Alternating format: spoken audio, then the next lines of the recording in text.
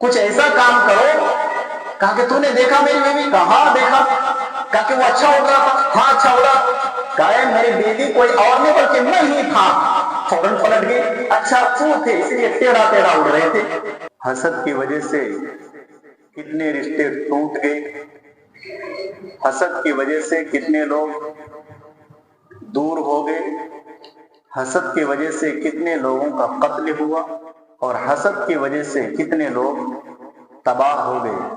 हसद की वजह से कितने लोगों के अंदर अजीब अजीब दिली बीमारियां पैदा हो गई। चैन छिन गया, सुकून छिन गया, राहत और इत्मीनान उनसे दूर हो गया। सुकून नहीं, आराम नहीं, एक हसद की वजह से। दिल साफ हो जाए, सुकून ही सुकून, राहत ही राहत। और ये सारी चीजें औरतों के अंदर ज्यादा पाई जाती है हसद की बुनियाद पर। एक घर के अंदर अगर 3-4 फैमिली हो, 3-4 भाई की बीवी हो, अगर कभी किसी भाई ने अपने घरवाले को कुछ अच्छा कपड़ा ला करके दिया तो दूसरे भाई की बीवी, हाँ उसको तो रोजाना ला करके देता है, आप मुझे देते ही नहीं, आप मुझे कभी देते ही नहीं। ये देखिए, औरत टेढ़ी के टेढ़ी ही रहेगी। आप अगर उनको सीधा करना चाहे तो नौबत कहां तक आएगी। आपकी ताकत हो आपके पास, जब ऐसे डिमांड करे, भाई वो ला करके दिया, मैं तुझे 2 ला के देता हूं, लेकिन मेरी घरवाली कभी शिकायत नहीं करना।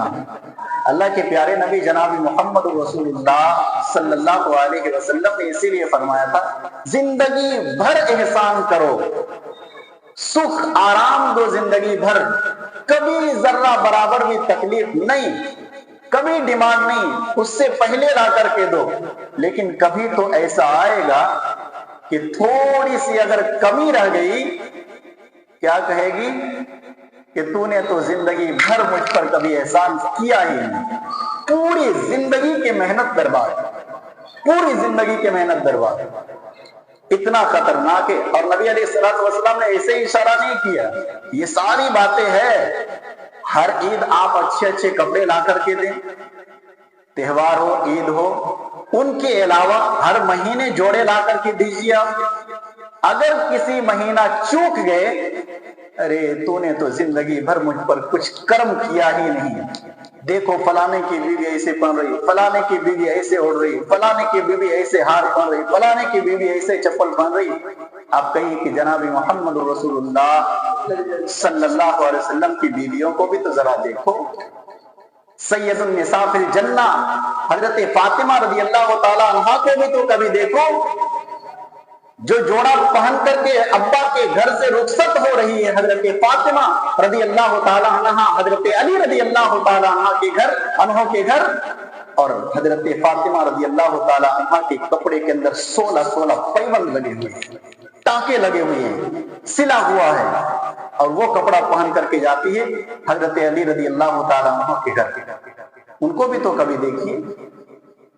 नहीं नहीं नहीं, उस जमाने की बात अलग है, इस जमाने की बात अलग है। कहीं कि जन्नत चाहिए कि नहीं, जन्नत चाहिए कि नहीं। जन्नती औरत की खूबी और खुसूसियत ये होती है कि वो दुनियावी चीजों को नहीं, आखिरत की चीजों को टारगेट बनाती है।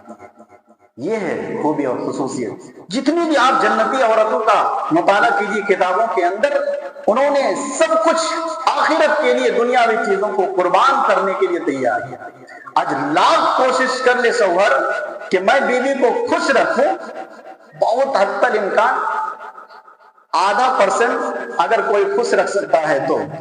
अगर कोई ये कहे कि मेरी बीवी मुझसे कभी लड़ाई नहीं करती है, या फिर मुझे कभी जवाब नहीं देती है, या तो वो झूठा है या फिर जालिम है, दोनों में से कोई एक जरूर होगा। या तो वो झूठ बोल रहा है, या फिर वो जालिम है जिसकी जुल्म की वजह से उसकी बीवी खामोश है। घर है, कभी कभार नाचाकी होती ही है। एक कहावत है ना, एक आदमी हमेशा खुश करने के लिए बीवी को अलग अलग चीज करता था कि ये करो तो मेरी बीवी खुश हो जाए, ये करो तो मेरी बीवी खुश हो जाए। कभी वो खुश नहीं होती थी। है ये तो फला अच्छा कर रहा था, आप कौन सा बड़े महान काम कर दिए। ایک دن اس نے ہوا میں اڑ کے دکھایا، آیا گھر، اس کی بیوی نے کہا کہ ارے کچھ ایسا کام کرو، آج میں نے ایک آدمی کو دیکھا کہ وہ ہوا میں اڑ رہا تھا، کچھ ایسا کام کرو۔ کہا کہ تو نے دیکھا میری بیوی؟ کہا ہاں دیکھا۔ کہا کہ وہ اچھا اڑ رہا تھا؟ ہاں اچھا اڑا۔ کہا میری بیوی کوئی اور نہیں بلکہ میں ہی تھا۔ فوراً پلٹ گئی، اچھا تو تھے، اس لیے ٹیڑھا ٹیڑھا اڑ رہے تھے۔ اب یہاں پہ بھی نقص نکال دیا، کہیں پہ بھی مرد کو جیتنے کے لیے نہیں دیتی ہے، ہمیشہ ہراتی ہے اور ہمیشہ حاوی رہتی ہے۔ اس لیے یہ ٹیڑھا پن اور حسد کی جو چیزیں ہیں وہ عورتوں کے اندر بہت زیادہ پائی جاتی ہے۔ بس آپ اپنے گھر کو سنبھالیں، آپ اپنے گھر کو سنبھالیں، سوجھ بوجھ سے سمجھداری سے کام لیں۔ عورت کو خوش رکھنے کے لیے اگر مرد کبھی جھوٹ بھی بولتے تو وہ حرام کی کیٹیگری کے اندر نہیں آتا ہے۔ عورت کو خوش کرنے، کیونکہ آپ ایک مثال کے طور پر 1000 روپے کی ساڑی لا کر کے دی، آپ بول دیے کہ 1500 روپے کی، وہ خوش ہو جائے ایسے، اور بہت بڑی جھوٹ نہیں، اس طرح سے ان کو خوش کرنے کے لیے جھوٹوں کی تعریف، کبھی کھانا اتنا اچھا نہ بنے پھر بھی آہ لاجواب کیا کھانا بنا ہے، آج تیرا ہاتھ تو چومنے کا من کر رہا ہے، کبھی ایسے بھی جھوٹی تعریف کر دیجئے۔ تعریف عورتوں کو بہت زیادہ پسند ہے، اگر یہ سارے فیصلہ کریں گے تو انشاءاللہ گھر کے اندر لڑائی کی نوبت نہیں آئے گی۔ تو یہ حسد کی بنیاد پر کتنے لوگ تباہ ہو گئے، کتنے لوگوں کے گھر اجڑ چکے اور کتنے لوگ قتل ہو چکے، جانتے ہیں؟ سب سے پہلا جو دنیا کے اندر قتل ہوا وہ بھی حسد کی بنیاد پر۔ اللہ تبارک و تعالیٰ نے سورہ مائدہ آیت نمبر 27 کے اندر ارشاد فرمایا، وَاتْلُ عَلَيْهِمْ نَبَأَ ابْنَيْ آدَمَ بِالْحَقِّ إِذْ قَرَّبَ قُرْبَانًا فَتُقُبِّلَ مِنْ أَحَدِهِمَا وَلَمْ يُتَقَبَّلْ مِنَ الْآخَرِ۔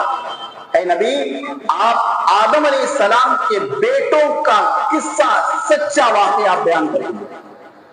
آدم علیہ السلام کے بیٹوں کا نام جی حابیل اور قابل۔ اللہ تعالیٰ آپ لوگوں کے علم میں برکت عطا فرمائے۔ حابیل اور قابل، قابل کے ساتھ پیدا ہونے والی خوبصورت لڑکی، حابیل کے ساتھ پیدا ہونے والی اتنا خوبصورت نہیں، اور آدم علیہ السلام نے کیا، ایک حمل سے پیدا ہونے والے بچوں کی شادی دوسرے حمل کے بچوں سے کرائے۔ تو قابل کے ساتھ پیدا ہونے والی بہن حابل کے ساتھ شادی کرے، حابل کے ساتھ پیدا ہونے والی بہن قابل کے ساتھ شادی کرے۔ قابل ماننے کے لیے تیار نہیں، ہاں خوبصورت وہ لے جائے گا، خوبصورت وہ لے جائے گا۔ یہاں پہ بھی حسد کی بنیاد، حسد قابل کے دل کے اندر آئے، باپ کے اس قانون پر روک لگا دیا، میں نہیں کروں گا شادی تو اپنی بہن سے کروں گا جو کہ شادی جو کہ خوبصورت ہے۔ آدم علیہ السلام نے فرمایا کہ دونوں اللہ کی بارگاہ میں قربانی پیش کرو، جس کی قربانی اللہ قبول کر لے وہ قابل کی خوبصورت بہن سے شادی کرے گا۔ حابل بڑے ہی متقی اور پرہیزگار اللہ والے، جبکہ قابل اتنا زیادہ متقی اور پرہیزگار نہیں۔ حابل جانوروں کی بیپار اور تجارت کرنے والے اور قابل کھیتی وغیرہ کرنے والے۔ حابل نے اللہ کی راہ میں جانور قربان کیا، اللہ کی راہ میں جانور قربانی کے لیے پیش کیا، اور قابل نے گلہ پیش کیا۔ اللہ تبارک و تعالیٰ نے کس کی قربانی کو قبول کیا، حابل یا قابل کی؟ حابل کی۔ اللہ تعالیٰ آپ لوگوں کے علم میں برکت عطا فرمائے۔ اللہ تبارک و تعالیٰ نے دمبا کی شکل میں حابل نے اللہ کی بارگاہ میں قربانی پیش کیا۔ اللہ تبارک و تعالیٰ نے حابل کی قربانی کو آسمان میں اٹھا لیا، قابل کی پیش کردہ قربانی کو جلا ڈالا، اور جب یہ جل گیا قابل نے کہا کہ میں تجھے قتل کر ڈالوں گا۔ حابل نے کہا انما یتقبل اللہ من المتقین، اللہ تبارک و تعالیٰ تو متقی اور پرہیزگار ہی کی قربانی کو قبول کرتا ہے۔ یہ جملے ہیں۔ بہرحال حسد کی بنیاد میں آ کر کے قابل نے کہا میں تجھے قتل کر ڈالوں گا، حابل نے کہا میں تجھ پر ہاتھ نہیں اٹھاؤں گا، اور چنانچہ وہی ہوا۔